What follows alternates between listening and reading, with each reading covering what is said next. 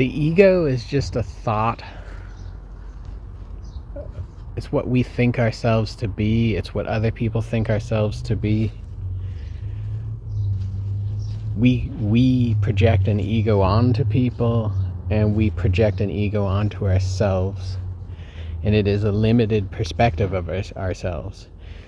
It is a separate perspective of ourselves. We perceive ourselves, and I mean, it's quite understandable why we would perceive ourselves as separate due to the way our five senses work and whatnot. And in Buddhism, they speak of samsara, the world of illusion that we live in, and how belief in this illusion can lead to suffering and this feeling of separateness, and therefore this feeling of aloneness. And if we are alone, we are alone together, all of us, as one. And that oneness is the only reality, even though our thoughts can create this separate reality. And you can create any reality in your thoughts, but is it real? Is it more real than what I'm experiencing in this moment right now? Which is something I can't describe to you. You're seeing it. We're both in this moment right now. And I can't describe it to you, because as soon as I start describing it, I start losing it. The more I say about it, the further away I go. And it's not a thought. If it was a thought, I could say it. If it was a thought, I could just tell you what it is. And why do I have to tell you what it is? You're here with me.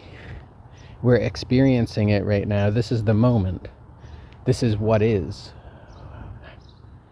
You need no one to explain it to you. You're experiencing it.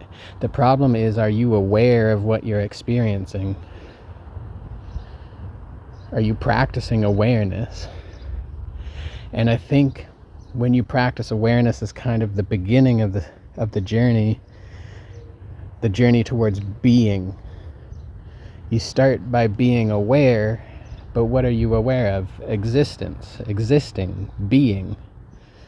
And then when you've been aware of being so long, you just might start just being, just existing, just existence.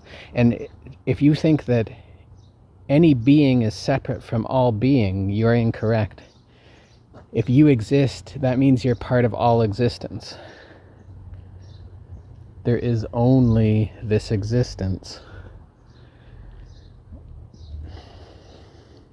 And here I am speaking of it, when I said I would just go further and further away from it. And people telling you about it can help. It can give you a guideline. It can maybe make something click inside somebody else for me to talk about it. But at the same time, the truth is never conveyed in those words that I speak. The truth would have to come from you experiencing it for yourself. It's like in Zen when they say a word is like a finger pointing to the moon. If you focus on the finger, you'll miss the moon.